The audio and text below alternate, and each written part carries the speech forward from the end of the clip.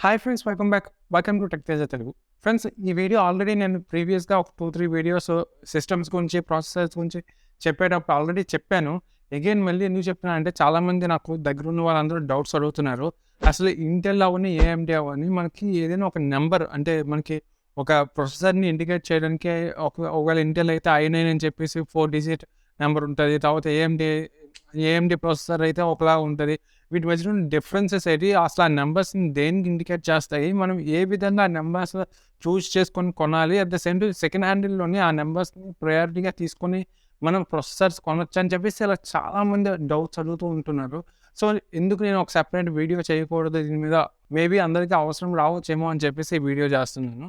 ఈ వీడియోలోనే ఓన్లీ నేను ఇంటెల్ ప్రాసెసర్స్ గురించి చెప్తాను. ఒకవేళ ఎవరికైనా ఇంట్రెస్ట్ ఉంటే కింద కామెంట్స్‌లో కానీ ఏఎండీ ప్రాసెసర్స్ గురించి కూడా చెప్పండి అనంటే ఏఎండీ ప్రాసెసర్స్ గురించి కూడా నేను అసల అట్ ఆ నంబర్స్ దేనికి ఇండికేట్ చేస్తాయి? అవి ఏ విధంగా మనం గెస్ చేయొచ్చు అని చెప్పేసి నేనేమో ఏఎండీ ప్రాసెసర్స్ గురించి కూడా నేను ఒక డెడికేటెడ్ వీడియో చేస్తాను. ఈ వీడియో ఇంటెల్ గురించి మనము చెప్పుకుందాం. ఇంకా లేట్ చేయకుండా వీడియోలోకి వెళ్ళిపోదాం. Let's go into the video.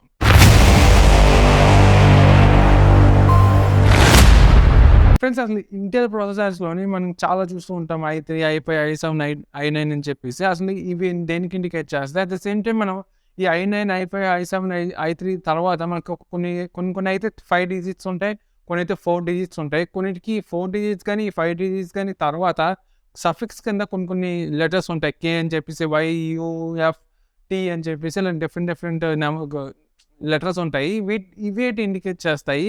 ఇవన్నీ కాంబినేషన్స్ ఏంటి అన్నవి ఇప్పుడు మనం మాట్లాడుకుందాం. ఇందులో మనకి స్టార్టింగ్ 2 నంబర్స్ ఉన్నాయి. అదే స్టార్టింగ్ 2 లెటర్స్ ఉన్నాయి కదా! అంటే i5, i3, i7, i9 అని చెప్పేసి. ఇవేవి పెద్దగా దేన్ని ఇండికేట్ చేయవు. I in the sense Intel అని కొంతమంది అంటారు. అసలు ఐకి అసలు ఎట్లాంటి ఇది అబ్రివియేషన్ ఏటి లేదు అని చెప్పేసి అంటూ ఉంటారు. బట్ ఇక్కడ ఒకటి మాత్రం గుర్తుపెట్టుకోవాలి. When compare to i3, i5 అనేది కొంచెం పవర్‌ఫుల్ అనమాట. అంటే పెర్ఫార్మెన్స్ పరంగా కొద్దిగా పనిచేస్తది. i5 కంటే i7 కంటే i9 కొంచెం పెర్ఫార్మెన్స్ పరంగా ఎగస్ట్రా పనిచేస్తది. ఇప్పుడు సింపుల్‌గా చెప్పాలంటే ఆల్రెడీ నేను వీడియో చేశాను. చిన్న గ్లాన్స్‌లా చెప్పాలి అంటే మనకి i7 అండ్ i9 ఎక్కువగా హై ఎండ్ గేమింగ్ పర్పస్ కోసం గానీ, లేకపోతే హై ఎండ్ ఎడిటింగ్ పర్పస్ కోసం గానీ యూజ్ చేస్తూ ఉంటారు. అదే i5 అన్నది మిడ్ రేంజ్ అనమాట. అందులో కూడా గేమింగ్ అవుతది. బట్ కొంచెం తక్కువ అవుతది. మరీ ఎక్కువ పెర్ఫార్మెన్స్ అవ్వదు. లో ఎఫ్‌పిఎస్‌తోని కొంచెం మెల్లిగా అవుతది. అదే i3లో అయితే మనకి గేమింగ్ పెర్ఫార్మెన్స్ అయితే అయిపోతది. ఇప్పుడు నాది i3 13 జెన్ ప్రాసెసర్ ఉన్న ల్యాప్‌టాపు. నాది ఆల్రెడీ గేమింగ్ అయితది. అట్ ద సేమ్ టైమ్ నేను ఫిల్మోరా లాంటి వీడియో ఎడిటింగ్ అప్లికేషన్స్ యూజ్ చేస్తాను. బట్ పెర్ఫార్మెన్స్ పరంగా కొంచెం తగ్గుతదనమాట. అంటే కొద్దిగా లేట్‌గా అవుతది. రెండరింగ్ కొంచెం లేట్ అవుతది. తర్వాత అంటే beyond that everything is perfect. నాది వితిన్ ఫ్రాక్షన్ ఆఫ్ సెకండ్స్‌లోనే నాది బూట్ అయిపోతది. బట్ కొన్ని సిట్యుయేషన్స్‌లో కొంచెం తగ్గుతదనమాట. మనకేదైనా ఫర్ సపోజ్ ఫోటోషాప్ ఉంది. ఫోటోషాప్‌లోని కొన్ని యూజ్ చేసేటప్పుడు నేను ఆబ్జెక్ట్ సెలక్షన్ టూల్ లేకపోతే ఏదైనా క్విక్ సెలక్షన్ టూల్ ఇట్లాంటివి యూజ్ చేసేటప్పుడు కొంచెం రెండరింగ్ అవుతూ ఉంటది ఫోటోషాప్‌లో కూడాని. అదే ఫిల్మోరాలోని నేను మొత్తం వీడియో రెండరింగ్ చేయాల్సొచ్చినప్పుడు రెండరింగ్ కొంచెం టైం తీసేసుకుంటది. ఇట్లాంటివి కొన్నేమో నాకు i3లోనే కొంచెం అవుతుంది. కొంచెం గ్యాప్ వస్తది గానీ, బియాండ్ దట్ i3 కూడా కొంచెం అంటే లైట్‌గా అంటే లో ఎండ్ గేమింగ్స్ ఉంటాయి చూడండి. అట్లాంటి వాటికైతే మనకి ప్రాబ్లమ్ లేదు. మనకి ఎట్లాంటి ఇష్యూస్ లేవు. బట్ సింపుల్‌గా చెప్పాలంటే i3 నుంచి i9 వరకు మనకి ఇంక్రీజ్ అవుతున్న కొద్దీ నంబర్స్ ఇంక్రీజ్ అవుతున్న కొద్దీ అంటే i3, i5, i7, i9 అలాగా ఇంక్రీజ్ అవుతున్న కొద్దీ పెర్ఫార్మెన్స్ పరంగా కొద్దిగా ఏమో ఇంక్రీజ్ అవుతదనమాట. అండ్ నెక్స్ట్ వచ్చేసరికి డాష్ వస్తది. డాష్ తర్వాత మనకి కొన్ని నంబర్స్ అయితే 4 డిజిట్ నంబర్ వస్తది. కొన్నిట్లో అయితే 5 డిజిట్ నంబర్ వస్తది. సింపుల్ ఇక్కడ మనకి స్టార్టింగ్ నంబర్ ఏదైతే ఉందో జనరేషన్స్‌ని ఇండికేట్ చేస్తది. ఫర్ సపోజ్ ఇప్పుడు 9900K అనేసి ఉంది కదా! ఇప్పుడు 9900 అందులోని 9 అన్నది జనరేషన్. అంటే ఇది 9థ్ జెన్ ప్రాసెసర్ అనేసి. ఒకవేళ 10థ్ జెన్ అయితే 10 అని చెప్పేసి ఉంటది. అప్పుడు 10 తర్వాత 3 డిజిట్స్ ఉంటాయి. అప్పుడు ఆబ్వియస్‌గా మనకి 5 డిజిట్స్ అవుతది. ఈ విధంగా కొన్నిటికేమో 5 డిజిట్స్ ఉంటే స్టార్టింగ్ 2 నంబర్స్, 4 డిజిట్ ఉంటే స్టార్టింగ్ ఫస్ట్ నంబర్ ఏమో మనకి జనరేషన్‌ని ఇండికేట్ చేస్తదనమాట. అండ్ నెక్స్ట్ 3 డిజిట్స్ ఉంటాయి కదా! ఈ 3 డిజిట్స్‌ని మనం ఎస్‌కేక్యూ అంటారు. బేసిక్‌గా ఎస్‌కేక్యూ అంటే స్టాక్ కీపింగ్ యూనిట్ అని చెప్పేసి అంటారు. బట్ ఏంటంటే సింపుల్‌గా చెప్పాలనంటే ఇప్పుడు ఫర్ సపోజ్ జనరేషన్స్ ఉన్నాయి కదా! నేను ఫస్ట్ నంబర్ జనరేషన్స్ అని చెప్పాను. ఆ జనరేషన్స్‌లోని మనకేమో అప్‌డేటెడ్ వెర్షన్స్ అనమాట. లైక్ ఇప్పుడు 9900 ఉందనుకోండి. అక్కడ నైన్త్ జెన్‌లోని 900 సిరీస్‌లోని అండ్ 900 సిరీస్లో వచ్చే ఒక ప్రాసెసర్ అనమాట. 9800 ఉందనుకోండి, 9th జెన్‌లోని 800 అన్నది ఒక అంటే 900తో కంపేర్ చేసుకుంటే కొంచెం తక్కువ ప్రాసెసర్ అనమాట. లాస్ట్ 3 డిజిట్స్ ఏవైతే ఉన్నాయో ఈ నెంబర్ అనేది ఇంక్రీజ్ అవుతున్న కొద్దీ పెర్ఫార్మెన్స్ పరంగా కొంచెం ఇంక్రీజ్ అవుతది అనేసి అర్థం. అంతే ఎస్‌కేక్యూ మీనింగ్ అదే. అంతకన్నా ఏం లేదు. ఈ విధంగా మనమేమో ఇంటెల్‌లోని ఫస్ట్ 4 నంబర్స్ ఆర్ 5 నంబర్స్‌ని ఫస్ట్ నెంబర్ ఏమో జనరేషన్స్. ఒకవేళ 2 అంటే 10th జెన్ అంటే ఆఫ్టర్ 10th జెన్ మనకు ఆబ్వియస్‌గా 2 నంబర్స్ వస్తది. 10, 11, 13 అని చెప్పేసి కదా! ఈ నెక్స్ట్ 2 నంబర్స్ ఏమో జనరేషన్స్ ఇండికేట్ చేస్తది. లాస్ట్ 3 నంబర్స్ ఏమో ఎస్‌కేక్యూ స్టాక్ కీపింగ్ యూనిట్‌ని ఇండికేట్ చేస్తదనమాట. ఈ విధంగా మనకు నంబర్స్‌ని ఇండికేట్ చేస్తాయి. బట్ కొన్ని సెలెక్టెడ్ ప్రాసెసర్స్‌లోని తర్వాత అంటే ఈ 3 డిజిట్స్ తర్వాత కొన్ని లెటర్స్ ఉంటాయి. కే అని చెప్పేసి, యూ, వై, పీ, టీ అని చెప్పేసి. ఇవేటి ఇండికేట్ చేస్తాయి ఇప్పుడు మనం డిస్కస్ చేద్దాం. ఇందులో ఎక్కువగా మనం యూజ్ చేసేది కే సఫిక్స్ ఉన్న ప్రాసెసర్స్. కే సఫిక్స్ అనేది మనకు చాలా ఎక్కువ కనిపిస్తూ ఉంటది. అసలు కే సఫిక్స్ అన్‌లాక్డ్ ప్రాసెసర్స్‌ని ఇండికేట్ చేస్తది. అన్‌లాక్డ్ ప్రాసెసర్స్ అంటే మనకి ఈ కే ఉన్న సఫిక్స్ ప్రాసెసర్స్ ఏవైతే ఉన్నాయో ఇవి ఓవర్ క్లాకింగ్ చేయొచ్చు. అసలు ఓవర్ క్లాకింగ్ అంటే ఏంటి? అసలు బేసిక్‌గా క్లాక్ స్పీడ్ అంటే మీకు ఐడియా ఉండుంటది. ఆల్రెడీ నేను వీడియో చేశాను. ఎవరైనా ఇంట్రెస్ట్ ఉంటే చూడండి. అగైన్ చిన్న గ్లాన్స్‌లో చెప్తాను. క్లాక్ స్పీడ్ అని అంటే ఒక పర్టిక్యులర్ ప్రాసెసర్‌కి సర్టెన్ క్లాక్ స్పీడ్ ఉంటదనమాట. ఆ క్లాక్ స్పీడ్‌లోనే అది అంటే ఒక సెకండ్‌లోనే అది ఎన్ని సార్లు అది వర్క్ అవుతది, ఎన్ని సైకిల్స్ అది కంప్లీట్ చేస్తది అన్నది క్లాక్ స్పీడ్ అనమాట. క్లాక్ స్పీడ్ అంటే ఏంటో నేను వీడియో చేశాను. మనకి బేసిక్‌గా ఏంటంటే ఇప్పుడు మన సిస్టమ్ ఆన్ చేయగానే మనకి హార్డ్ డిస్క్‌లోని ఏదో డేటా ఉంటది కదా! ఆ డేటా ఏమో ర్యామ్‌లోకి వెళ్తది. ర్యామ్ నుంచి ప్రాసెసర్‌లోకి వెళ్తది. ప్రాసెసర్ అనేది ప్రాసెస్ చేసుకొని దాని తాలూకా రిజల్ట్ ఏదైతే ఉందో అది మళ్ళీ మనకేమో హార్డ్ డిస్క్‌లోకి తీసుకొస్తది. ఈ విధంగా ఒక సైకిల్ ఉంటది. ఈ సైకిల్‌ని మనం క్లాక్ స్పీడ్ అని చెప్పేసి అంటాం. ఈ సైకిల్ ఒక సెకండ్‌లో ఎన్ని సార్లు చేస్తదో అన్నదాన్ని మెన్షన్ చేసేదే క్లాక్ స్పీడ్. ఇది బేసిక్‌గా గిగా హెర్ట్జ్‌ని ఇండికేట్ చేస్తాడు. 2.5 గిగా హెర్ట్జ్ అని చెప్పేసి, 3.5 గిగా హెర్ట్జ్ అని చెప్పేసి, 3 గిగా హెర్ట్జ్ అని చెప్పేసి దీన్ని మనం క్లాక్ స్పీడ్ అంటాం. ఇవి స్టాండర్డ్‌గా ఉంటాయి కొన్ని కొన్ని ప్రాసెసర్స్‌కి. 2.5 అంటే 2.5 దాకా వచ్చి ఇన్‌కేస్ అంతకన్నా ఎక్కువ అవ్వదు. 2.5 దాకా వచ్చి ఆగిపోతదనమాట. అంటే అంతకన్నా ఎక్కువ స్పీడ్ ఎళ్ళదనమాట. కానీ కొన్ని కొన్ని ప్రాసెసర్స్‌లోని మనం ఓవర్ క్లాకింగ్ చేసుకోవచ్చు. అంటే స్టాండర్డ్‌గా 2.5 ఉంటది. బట్ అది 3 గిగా హెర్ట్జ్ వరకు, లేకపోతే 4 గిగా హెర్ట్జ్ వరకు, లేకపోతే 5 గిగా హెర్ట్జ్ వరకు మనం కొంచెం ప్రెషర్ పెట్టి దాన్ని ఓవర్ క్లాకింగ్ చేయడానికి వీలవుతుందనమాట. నార్మల్‌గా అయితే బానే పనిచేస్తది. ఓవర్ క్లాకింగ్ చేసేటప్పుడు ఆబ్వియస్‌గా కొంచెం హీట్ ఎక్కువ జనరేట్ అవుతది. అప్పుడు మనకి కంపల్సరీగా కూలెంట్స్ అవసరం వస్తది. ఈ తర్వాత మనకి మంచి సీపీయూ ఫ్యాన్స్ అవసరం వస్తది. ఇవన్నీ మనం బాదర్ చేయాలి. అంటే ఎవరికైతే ఫస్ట్ టైమ్ అయితే క్లాక్ స్పీడ్ గురించి ఫుల్ ఫ్లెడ్జ్డ్‌గా అంటే ఓవర్ క్లాకింగ్ గురించి ఫుల్ ఫ్లెడ్జ్డ్‌గా తెలీదో వాళ్ళు బెస్ట్ ఏంటంటే నార్మల్ ప్రాసెసర్స్ తీసుకోవాలి.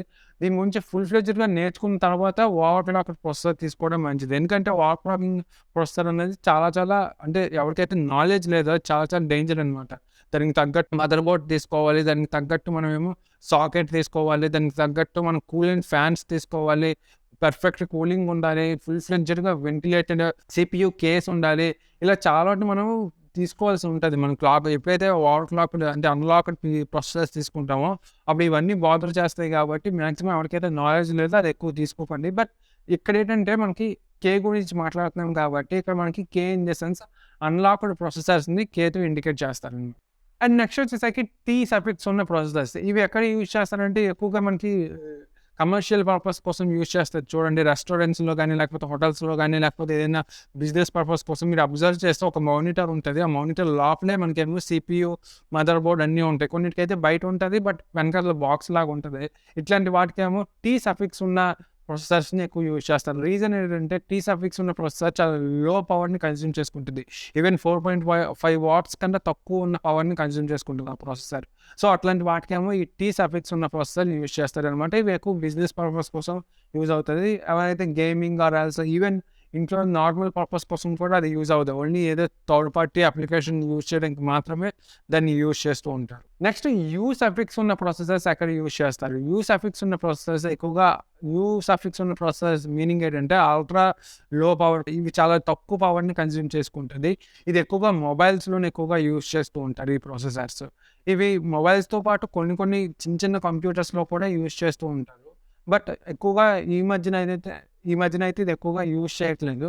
ఎందుకంటే మొబైల్స్‌లో కూడా చాలా హై ఎండ్ ప్రాసెసర్స్ వచ్చేసాయి. స్నాప్‌డ్రాగన్ అని చెప్పేసి ఇట్లాంటి కొన్ని కొన్ని హై ఎండ్ ప్రాసెసర్స్ వచ్చేసాయి కాబట్టి ఈ యూ సఫిక్స్ ఉన్న ప్రాసెసర్స్ అంత ఎక్కువగా యూజ్ చేయట్లేదు. ఇవి పెద్దగా బాదర్ చేయాల్సిన అవసరం లేదు. వై ఉన్న ప్రాసెసర్స్, వై సఫిక్స్ ఉన్న ప్రాసెసర్స్, ఈ వై సఫిక్స్ ఉన్న ప్రాసెసర్స్ ఎక్స్ట్రీమ్ లో పవర్ కన్జ్యూమ్ చేసుకుంటుంది అనమాట. అంటే ఇందాక టీ గురించి మాట్లాడుకున్నాం, తర్వాత యూ గురించి మాట్లాడుకున్నాం. వీటికన్నా తక్కువ ప్రాసెసర్, ఈవెన్ 2.5 వాట్స్ అట్లాంటి రేంజ్లో యూజ్ చేస్తారు. ఇవి కూడా ఎక్కువగా యూజ్ చేయరు, బట్ ఈ మధ్యన అయితే యూజ్ చేస్తూ ఉంటారు. మీరు ఎక్కడైనా చూడండి, ఒక చిన్న దాన్ని ఏమంటారో నాకు ఐడియా లేదు, ఒక బాక్స్ లాగా ఉండి మనకేమో అక్కడ నెంబర్స్ ఉంటాయి. అంటే ఎవరైతే మనకి పవర్ బిల్లింగ్ చేస్తూ ఉంటారు చూడండి, మిషన్ ఉంటుంది.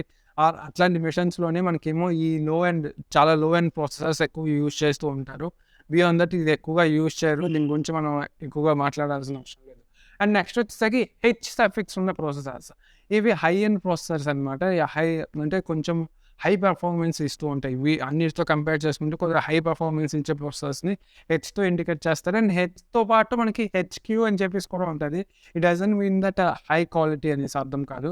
ఇక క్యూ ఏమో క్వాడ్ కోర్ని ఇండికేట్ చేస్తారంట. అంటే క్వాడ్ కోర్ అంతకన్నా ఎక్కువ ఉన్న కోర్స్ ఉన్న ప్రాసెసర్స్ని మనం హెచ్క్యూతో ఇండికేట్ చేస్తూ ఉంటాం. ఇది కూడా మీకు చాలా తక్కువ కనిపిస్తూ ఉంటుంది. ఎందుకంటే మనకి i9 ప్రాసెసర్స్లోని కానీ i5, i9 కానీ i7 ప్రాసెసర్స్లో కానీ మనం ఇది ఎక్కువగా చూస్తూ ఉంటాం. పెర్ఫార్మెన్స్ పరంగా కొంచెం ఎక్కువ ఉంటుంది కాబట్టి ఎక్కువగా మనం ఈ హెచ్క్యూ అనే సఫిక్స్ అనేది మనం i9 ప్రాసెసర్స్లో ఎక్కువ యూజ్ చేస్తూ ఉంటాం. అండ్ నెక్స్ట్ మాట్లాడుకున్నట్టయితే ఎఫ్ సఫిక్స్ ఉన్న ప్రాసెసర్స్. ఎఫ్ సఫిక్స్ ఉన్న ప్రాసెసర్స్ బేసిక్గా ఏంటంటే దానిలో ఇన్బిల్ట్ గ్రాఫిక్స్ కార్డ్ ఉండదు అనమాట. బేసిక్గా మనకి ల్యాప్టాప్ కానీ చూసుకున్నట్టయితే i3 13th gen ప్రాసెసర్, దానిలో కూడా మనకి ఇన్బిల్ట్గా గ్రాఫిక్ కార్డ్స్ ఉంటాయి అనమాట. కొన్ని ప్రాసెసర్స్లో ఇన్బిల్ట్గా గ్రాఫిక్ కార్డ్ ఉంటుంది, కొన్ని మదర్ బోర్డ్స్లో ఇన్బిల్ట్గా గ్రాఫిక్ కార్డ్ ఉంటుంది. బట్ ఎఫ్తో ఇండికేట్ చేసే ప్రాసెసర్స్ ఏవైతే ఉన్నాయో వాటిలోని ఇన్బిల్ట్గా గ్రాఫిక్ కార్డ్ ఉండదు. కంపల్సరీగా మనం graphic card, external graphic card పెడితేనే ఆ ప్రాసెసర్ వర్క్ అవుతుంది. ఎందుకంటే మనం చిన్న పనికి కూడా, ఈవెన్ మనం ల్యాప్టాప్లో కానీ కంప్యూటర్లో కానీ మనం ఈవెన్ బ్రౌజర్ ఓపెన్ చేయడానికి కూడా, బ్రౌజర్ ఓపెన్ చేసి అందులో మనం నెట్ బ్రౌజ్ చేయడానికి కూడా మనకి ఎంతో కొంత గ్రాఫిక్స్ అవసరం వస్తుంది, లేకపోతే సరిగ్గా పనిచేయదు. సో ఎఫ్ సఫిక్స్ ఉన్న ఎఫ్ సఫిక్స్ ఉన్న ప్రాసెసర్స్ ఎక్కువగా అవి చాలా తక్కువ బడ్జెట్ ప్రాసెసర్స్ అనమాట. దానికోసం మనం ఎక్స్టర్నల్గా ఏదో ఒక గ్రాఫిక్ కార్డ్ పర్చేస్ చేయాల్సి ఉంటుంది అనమాట. అట్లా అయితేనే అవి వర్క్ అవుతూ ఉంటాయి. సో ఇది ఎక్కువగా మనకి ఇట్లాంటి ఇష్యూస్ రావడం వల్ల, అంటే ఎక్కువ బడ్జెట్, మన ఎక్స్ట్రా బడ్జెట్ పెట్టాల్సి రావడం వల్ల మనకి ఎఫ్ సఫిక్స్ ఉన్న ప్రాసెసర్ అంత ఎక్కువగా యూజ్ చేయట్లేదు. తర్వాత వచ్చేసరికి జీ సఫిక్స్ ఉన్న ప్రాసెసర్. జీ పక్కన మనకు కొంచెం నెంబర్స్ కూడా ఉంటుంది. జీ ఇన్ ద సెన్స్ మనకి ఇన్బిల్ట్గా గ్రాఫిక్ కార్డ్ ఉంటుంది, గ్రాఫిక్స్ ఉంటాయి అనమాట. అంటే హై ఎండ్ గ్రాఫిక్స్ ఉంటాయి, నార్మల్గా కాకుండా హై ఎండ్ గ్రాఫిక్స్ ఉంటుంది. జీ పక్కన మనకి 7 కానీ 8 కానీ 10 కానీ ఇట్లా ఉంటాయి కదా. అవి ఏంటంటే పర్ఫార్మెన్స్ పరంగా, అంటే 7తో కంపేర్ చేసుకుంటే 8 కొంచెం ఎక్కువ గ్రాఫిక్స్ సపోర్ట్ అయ్యాయి అనమాట. ఈ విధంగా మనకేమో లెవెల్ ఇంక్రీజ్ అవుతున్న కొద్ది, అంటే నెంబర్స్ ఇంక్రీజ్ అవుతున్న కొద్ది ఆ గ్రాఫిక్స్ పర్ఫార్మెన్స్ ఇంక్రీజ్ అవుతుంది అనమాట. ఈ విధంగా మనకేమో టోటల్గా ఈ విధంగా డిఫరెంట్ టైప్స్ ఆఫ్ సఫిక్స్తోని మనకి డిఫరెంట్ ప్రొసెసర్స్ అనేవి ఉంటాయన్నమాట. ఇది ఫ్రెండ్స్ బేసిక్ కాన్సెప్ట్. ఇది వినడానికి కొంచెం క్రేజీగా ఉన్నా కూడా ఇది తెలుసుకున్నామనంటే ఇంటెల్ మీద కొంచెం నాలెడ్జ్ ఉంటుంది అనమాట. సో దట్ మనం ఏదైనా సెకండ్ హ్యాండ్ ప్రాసెసర్ కానీ లేకపోతే ఫస్ట్ హ్యాండ్ ప్రాసెసర్ మనకి ఎంతవరకు అవసరం వస్తుంది ఇట్లాంటివి తెలుసుకోవాలి అంటే మనకు కంపల్సరీ ఈ బేసిక్ నాలెడ్జ్ ఉండాలి. ఇది ఫ్రెండ్స్ ఈరోజు వీడియో. ఈ వీడియో మీకు నచ్చింది అనుకుంటున్నాను. ఈ వీడియో కానీ మీకు నచ్చినట్టయితే లైక్ చేయండి ఫ్రెండ్స్. అలాగే మీ ఫ్రెండ్స్తో షేర్ చేయడం మాత్రం మర్చిపోకండి. కంపల్సరీగా లైక్ చేయండి ఫ్రెండ్స్, సో దట్ నా వీడియో అనేది కొంతమందికి వెళ్ళేటట్టు వీలవుతుంది. Thanks for watching. See you next video. Bye.